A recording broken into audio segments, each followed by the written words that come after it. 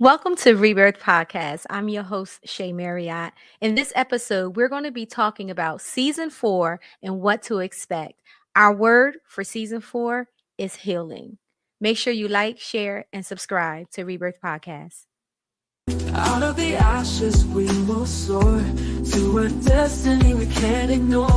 Heartbeats echo through the night with every dream an endless flight. Together strong, let's break the mold. Our rebirth and stories told.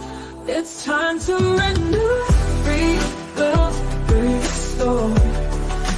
Unlock the dreams we've been waiting for. Rise up higher, more and more. With every breath, a new dawn's roar.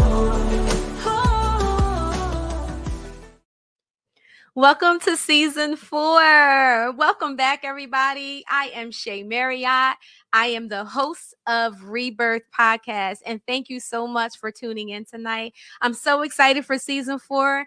Listen, it's going to be an amazing season, okay? I promise we will not disappoint. Now, as you see, I am here all by myself, okay?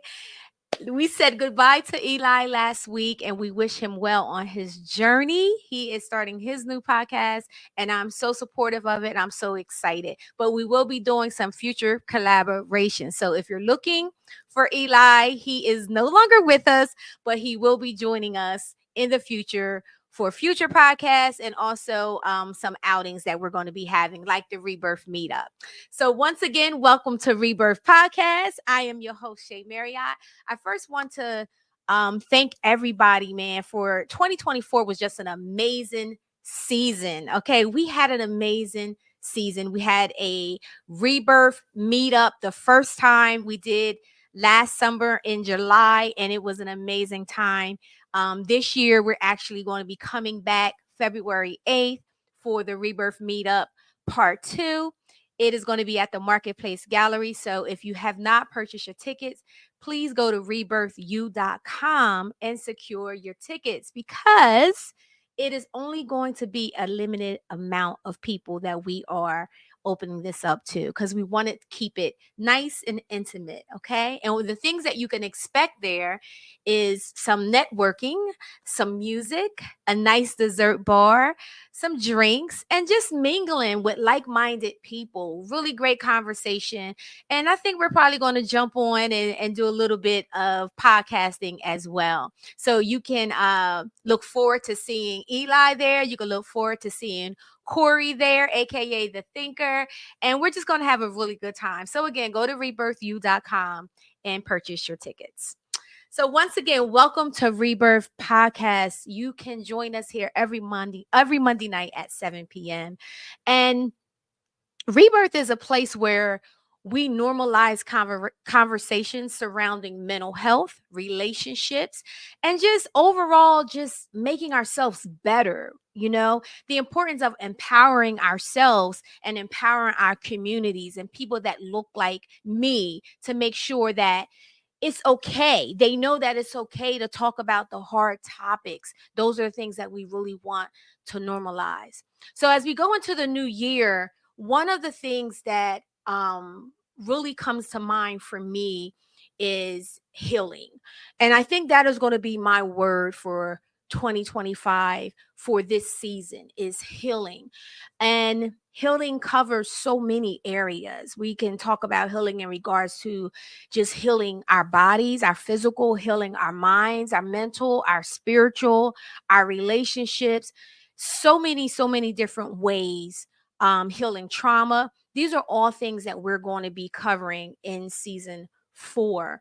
And I'm very excited to talk about healing because of my own journey of healing that I have been going through, and I'm still traveling down that road. So I will say a couple years ago, I started noticing that I was having a lot of just body pain. And I'm a person where I will go to the doctor, I will get checked out, and I was doing those things. I was working out. I was seeing my chiropractor. I was attending my massage sessions. And if you are a fan of the Rebirth, you know that I love massages. That is like one of my favorite things to do. Um, Part of just practicing my own self-care. And my pain level just kept increasing and increasing. And I did not know what was going on. I would go to the doctors and, they would tell me that my blood work, everything was coming back okay. So then at some point, they just end up diagnosing me with fibromyalgia. Now, those of you that are not familiar with fibromyalgia, it is basically um, it's a pain that's all over, like a aching nerve type pain, and it's brought on by stress, and there's no blood work or blood test that you can take to say this is fibromyalgia. What happens is they rule everything else out.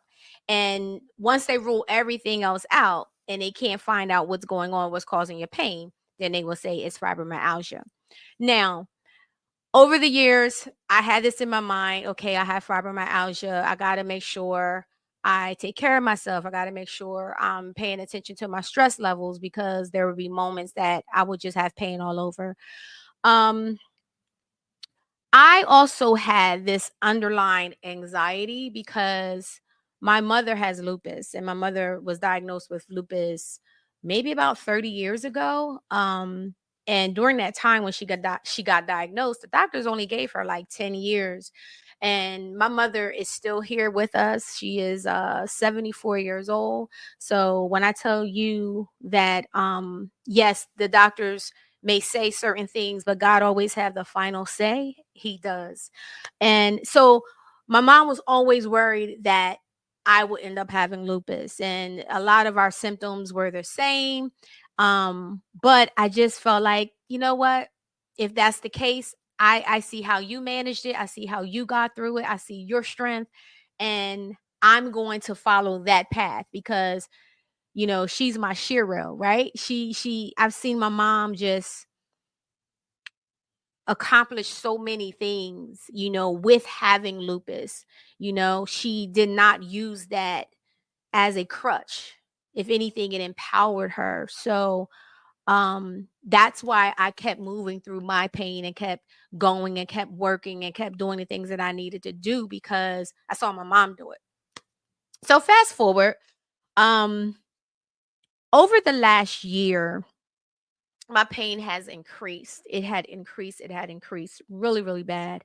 To the point where it was starting to affect my mental health.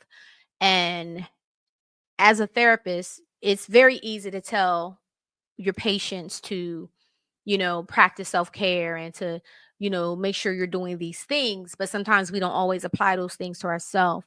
So I could hear myself telling my clients to, hey, take care of yourself, making sure you give yourself grace and, make sure you schedule in some self-care time for yourself.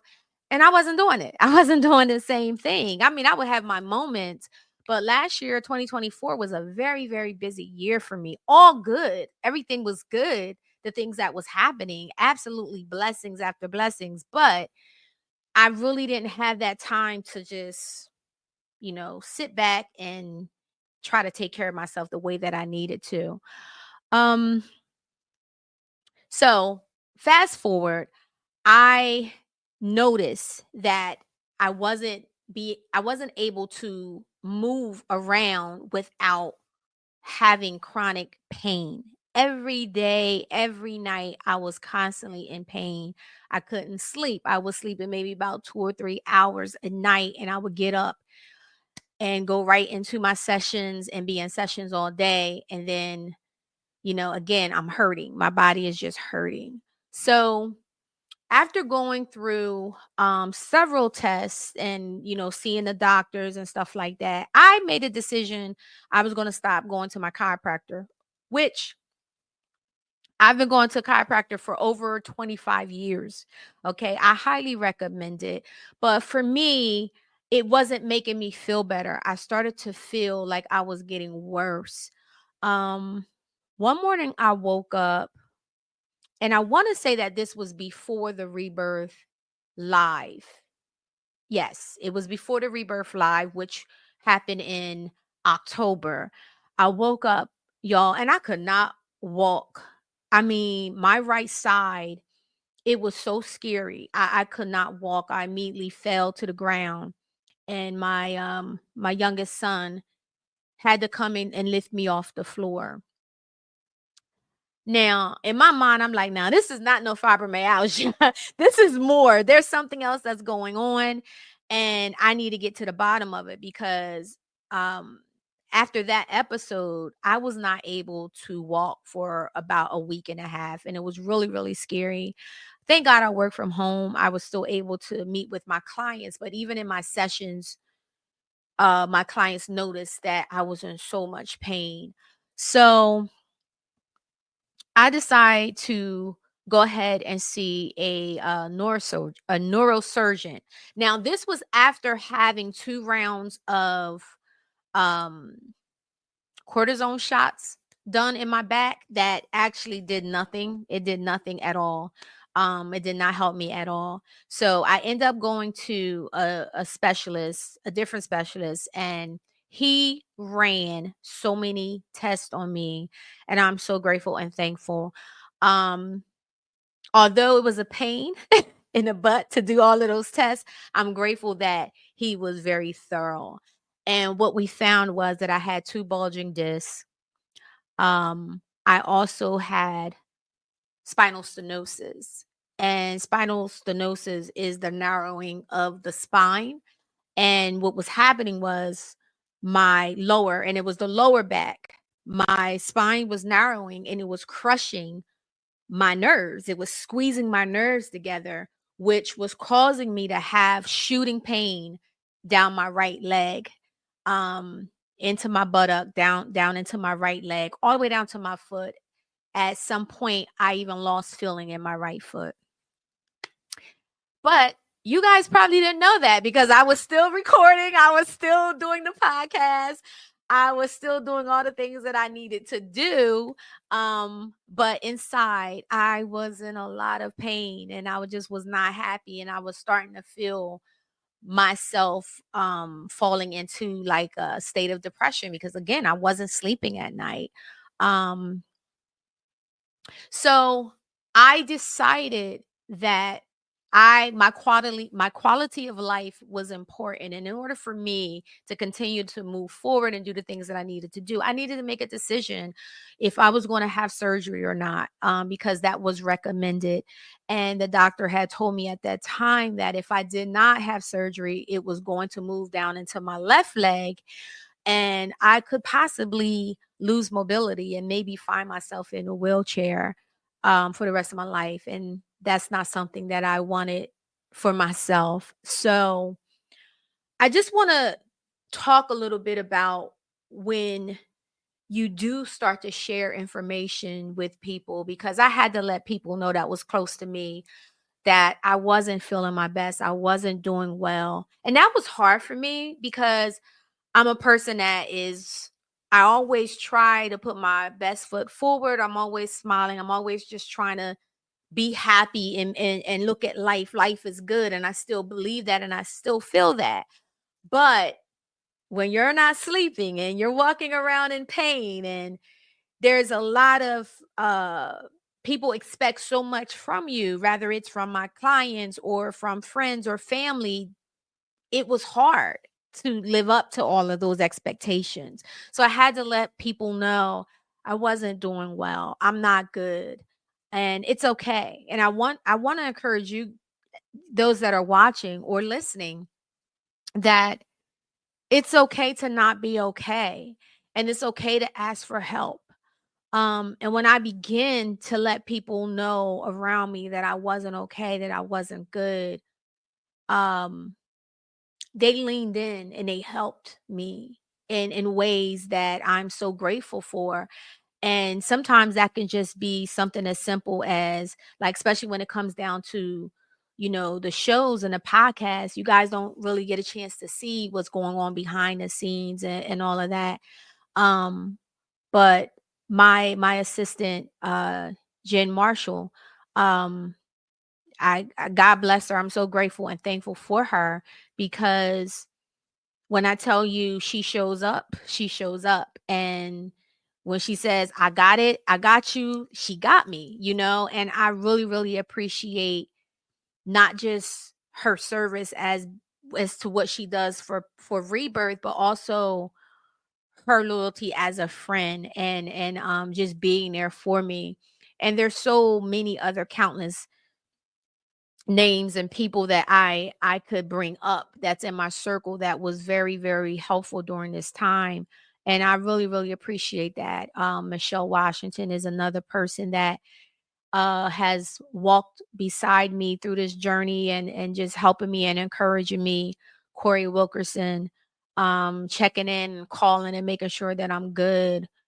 I really appreciate them them showing up for me, my family, my kids, my fiance.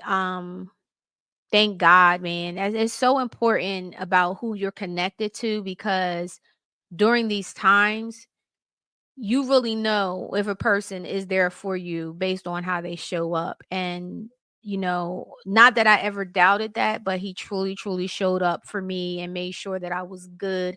And I thank you. And I'm so grateful for that. And of course, my mother and my sons, they always have my back. So I just have to just throw that out there, because I am so grateful, and I'm thankful to have these people in my life. And those that I didn't mention, because it was a lot of people that reached out and checked on me, and I really, really appreciate that. But I want to really focus on healing, because I realized that during that time I really needed to heal my body. So I decided to cut everything off after we did the Rebirth Live, which was amazing, by the way. And if you haven't seen the replay of that, it is on our YouTube channel. So make sure you check that out at Rebirth You Podcast. We had an amazing time. But that was the last finale of season 3. That's how we ended season. And I took November and December to heal. I had surgery. I did have the spine surgery on my back in November. And everything went well. I immediately had a relief from the sharp pain that was going down my leg, and also got feeling back in my foot. So God be the glory for that. But I am still healing, and it is going to take some time, but I want to share that healing journey with you, because I know there's other people out there that may be going through something, going through some type of chronic pain, or may need to make a decision on a surgery, or whatever it is. And you don't know what to do. I know for myself, I had a lot of people chime in and tell me, hey, don't do back surgery. You'll regret it. Da da da da da da this. And I'm just like, well, how can I live the rest of my life like this? Right. So I had to really shut down the noise, and I had to really make this decision for myself, and it was just like, Shay, do you want to continue feeling like this? Do you want to continue having this quality of life, not really being able to do anything or go anywhere, because you're in so much pain? And the answer was no. So I did choose to have spine surgery, and I'm doing good, y'all. I'm doing really, really good. I am still healing, but I'm doing good. It was crazy, right? Because I was on a walker. I was on a walker. I was on a walker for a little bit. I was on a cane for a little bit. But you didn't see me. Y'all ain't see me out. I was in the house. But it was all good. But I had promised myself I only have a limited time to be on this walker, and I was going to move on from that, and I did. So I am walking around, I am moving around. I still have some restrictions on me, but slowly but surely I am getting back to myself. So with that being said, it was so important for me to look at my word for this season, and my word is healing. And I want to talk to you a little bit about healing tonight. What does healing mean to you? What is it that you need to heal for yourself? Have you had the opportunity to really think about that and really focus on it? Um, this will be a good time for you to possibly maybe just grab some paper, pen, something that you can take some notes on, because I want to make sure that every episode moving forward, that you will be able to walk away with something for you to study, to ponder on, whatever that is. I want to make sure that I deliver that to you. So take a minute, pull out your phones or grab something that you can write in and take some notes about healing and what that looks like. So I hope you don't mind. I did put down my talking points on my phone because I didn't want to leave anything out. And I just want to share this with you guys. So the first thing about healing is I want you to understand that healing is nonlinear. Healing doesn't follow a straight path. There's ups and downs, and there definitely was ups and downs on my healing journey. Progress may feel slow, but each step forward is valuable. Each step forward is valuable. So give yourself grace. Be patient with yourself. Embrace setbacks, and you're going to have setbacks. And I'm speaking of healing overall. Whatever that thing is that you need to heal, that is what I'm talking about. I know I shared my story about chronic pain and going through this whole back surgery, but some of you may not have physical pain. You may have some type of trauma that you need to heal from. You may have something spiritual that you need to heal from. You may have to heal some relationships. So whatever that is for you, this information that I'm giving you can apply. So, again, embrace your setbacks. It's a part of your journey, and it's not a failure when you have setbacks. It's just what it is. It's a setback. Okay. Healing requires self compassion. You have to be compassionate with yourself. We're good at being compassionate or showing compassion for others, but we kind of fail ourselves at times. We expect us to be these superheroes and to be able to bounce back. You know how many times I had to say to myself, be patient, Shay, be patient. Or my assistant will remind me, what are you doing? Oh, I'm trying to clean up. Sit down somewhere. You shouldn't be moving like that. You shouldn't be bending, right? Because I'm going against all the restrictions that my doctor has said. But just being patient with yourself. So sometimes we just have to just be still. Just be still and allow yourself to just heal. Recognize the importance of getting your rest and the self-care. I didn't really realize how tired I was, y'all. I'm telling you, I did not realize how tired I was. 2024 kicked my butt until I actually had the opportunity to do nothing. So when I had my surgery, I wasn't working, I wasn't podcasting, I wasn't doing anything. It gave me time to just really sit with myself, right? And be still. And it's crazy because in the stillness, I felt guilty. I felt like I needed to be doing something, like I should be doing something, right? But no, the only thing I needed to do was just rest and be still and relax and just try to take care of myself. So, one of the things that healing requires is for us to face the pain. Season 3, I said this a lot during our interviews, and one of the things that I said was we can't heal from what we refuse to acknowledge. You can't heal from your trauma if you don't acknowledge that there's trauma. You can't heal from depression or anxiety or whatever that thing is, a bad relationship, a bad friendship, if you don't acknowledge that there's problems and there's issues in the relationship. We're good at covering things up or being very passive or, just letting things fly. How much more do you want to just, how much time do you want to give to things that no longer serve you, or things that are not pouring back into you. And now I'm speaking about people, relationships, right? Jobs, right?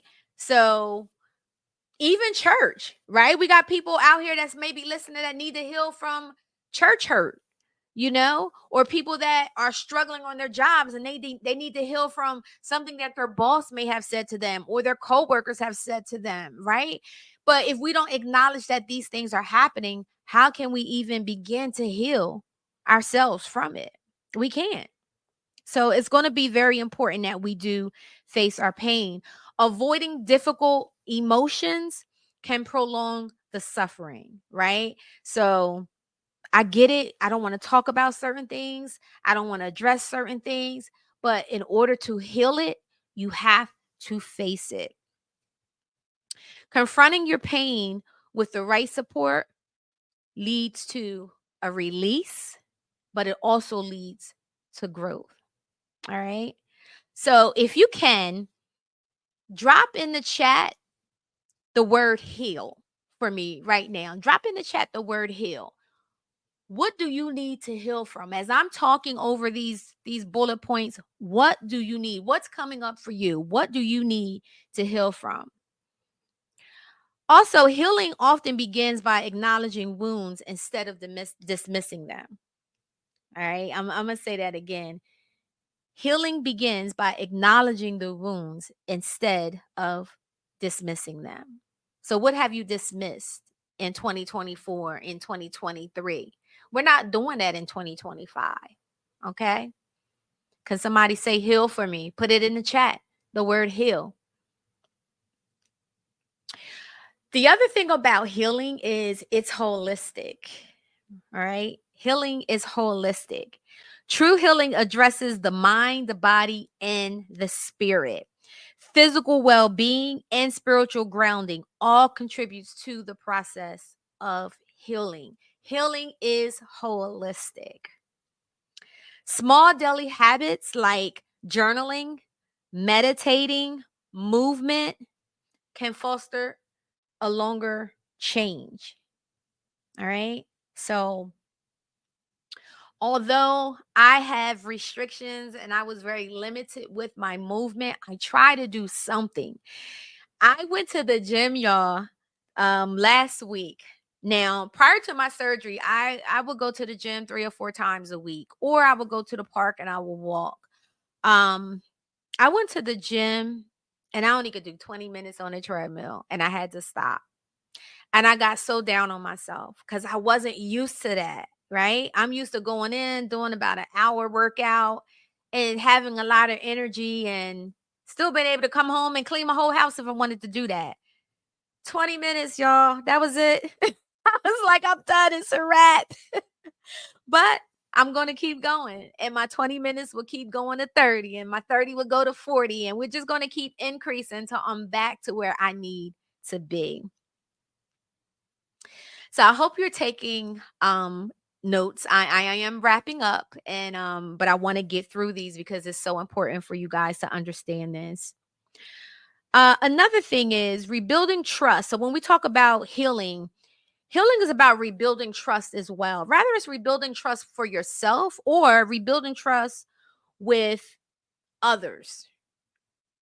Rebuilding trust with yourself and others is essential. This includes trusting your own decisions, your boundaries, and your intuition. And trust me, we are going to have a conversation about boundaries. And actually, I think I'm going to invite the thinker Corey Wilkerson in with me on that particular episode about boundaries, because we had a conversation about that, and we definitely want to share this with you guys. So, healing fractured relationships may require communication, forgiveness, and time. So, I want you to think about that too. Now, when we're talking about relationships and healing relationships that are fractured, you also got to think about forgiveness, you got to think about time, and you got to think about the communication of that whole process.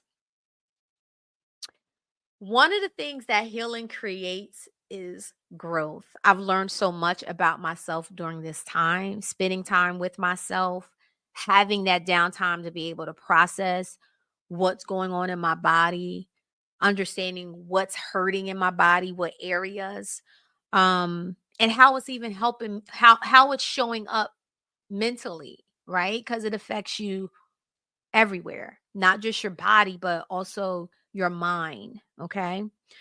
Um, as you heal, you rediscover parts of yourself that may have been hidden or silenced.